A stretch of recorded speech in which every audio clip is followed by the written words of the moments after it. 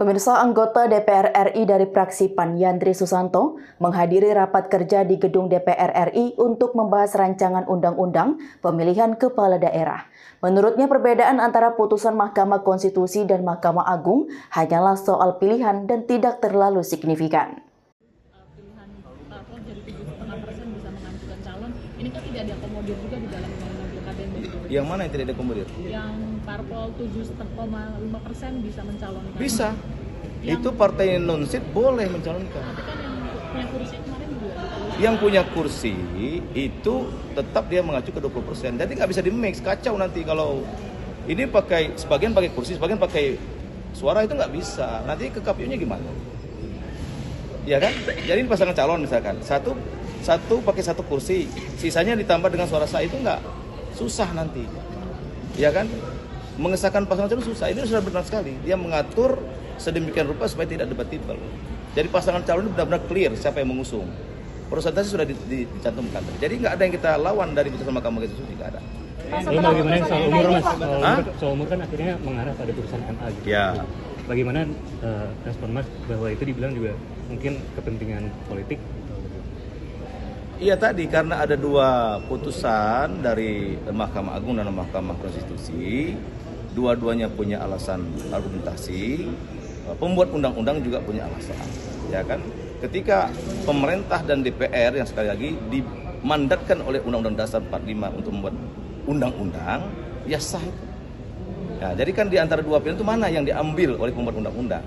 Ketika pemerintah dan DPR bersepakat, ya itulah undang-undang. Dan itu rujukannya nanti. Kalau soal syarat usia tadi Bang Yandri, memang kan pada akhirnya merujuk pada putusan MA ya. Tapi kalau di balik alasannya sendiri, mengapa DPR memilih merujuk pada putusan MA bukan putusan MK terkait dengan batas usia kepala daerah? Ya tadi perdebatannya nggak terlalu banyak sih. Itu kan pilihan-pilihan saja, kan? Kalau MK kan ketika ditetapkan sebagai pasangan calon. Kalau Mahkamah Agung ditetapkan dihitung semenjak dilantik. Itu pilihan-pilihan saja. Nggak terlalu substansi semua.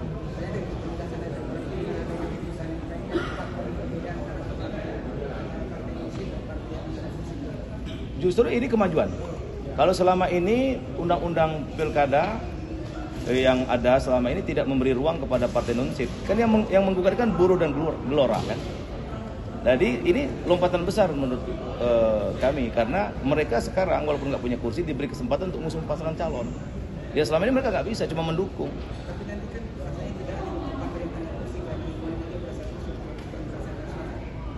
Oh, kalau persoalan adil itu ya itu tergantung tafsir masing-masing. Pak, soal ini kan undang-undang harus ada kepastian hukum.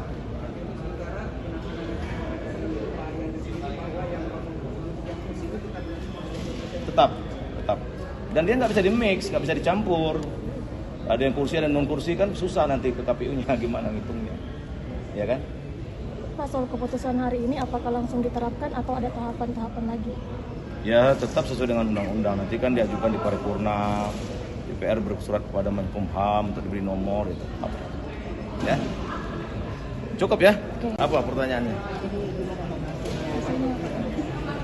Tadi dimulai dengan rapat kerja sama pemerintah, Pak Mendagri langsung yang menghadiri sama Pak Menkumham. Forum terpenuhi tadi balik. Sepakat tadi pemerintah dan DPR melalui balik membentuk panja. Tadi skor sebentar kita langsung rapat panja dengan anggota panja sebanyak 40 orang, yang hadir sekitar 25 orang tadi. Setelah itu kita memasuki substansi masalah.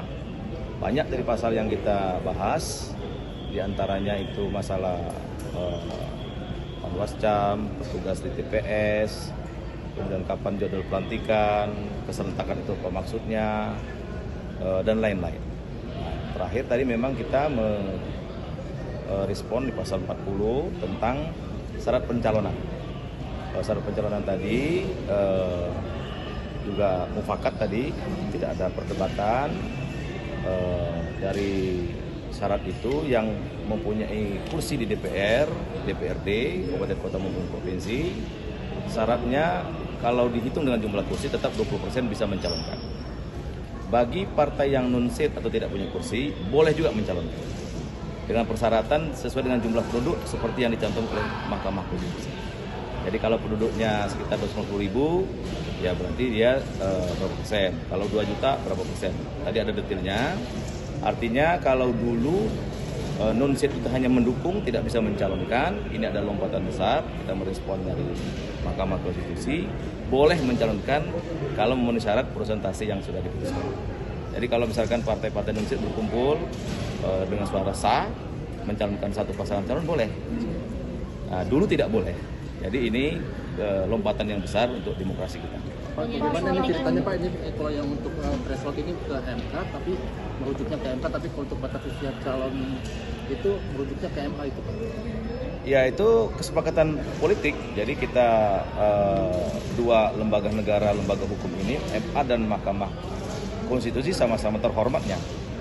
Dengan ada dua putusan itu ya tentu pemerintah dan DPR yang diberi mandat oleh Undang-Undang Dasar sebagai pembuat undang-undang tentu harus memilih di antara dua putusan yang diputuskan oleh dua lembaga hukum itu. Pak, soal acuan pembahasan ini Pak dari mana Pak? Soal Apa? Acuan pembahasan RUU ini dari mana? Soalnya Prolegnas 2024 itu nggak ada. Oh ini ada, ini seharusnya RUU Pilkada ini kan direvisi tahun 2023 sebelum pemilihan umum sudah, dan balik sudah rapat waktu itu bersama pemerintah, DIM-nya sudah ada. Ini inisiatif DPR, tapi waktu itu tertunda, tidak jadi dibahas. Akhirnya pemilu itu dan Pilpres merujuk kepada undang-undang yang belum sempat direvisi. Nah, ketika ada putusan Mahkamah Konstitusi, ya ini celah untuk merevisi undang-undang Pilkada. Ini udah lama, tahun 2003. DIM-nya sudah lengkap tadi. Tapi soal di SK-nya itu Pak, putusan MK itu kan adalah final dan mengikat. Ya. Nah, kalau misalnya ini undang-undang pun tiba-tiba direvisi, berarti akan menjadi acuan payung hukum dalam pilkada ini. Apakah putusan MK Gimana? payung hukumnya akan menjadi tetap putusan MK atau melalui undang-undang pilkada yang sudah direvisi ini? Karena kan sebenarnya selama ini MK ini kan final dan Betul. mengikat gitu ya Pak. Enggak, kita mengacu kepada putusan MK, dan MK kan membuat persentase. Ini kan yang menggugat itu kan partai non-seat yang tidak punya kursi. Yang selama ini mereka tidak bisa mencalonkan pasangan calon. Jadi kalau mereka yang 0 kursi, misalkan partai-partai yang tidak punya kursi di Kabupaten A, mereka nggak bisa mencalonkan selama ini. Dengan putusan MK itu bisa mencalonkan, tapi dengan syarat persentase. Ayo dukung kami dengan cara like, share, komen, dan subscribe di seluruh akun BITV agar Anda tidak tertinggal berita menarik dan terupdate lainnya. Saya Kiki Anggriani pamit undur diri dari hadapan Anda. Terima kasih dan sampai jumpa.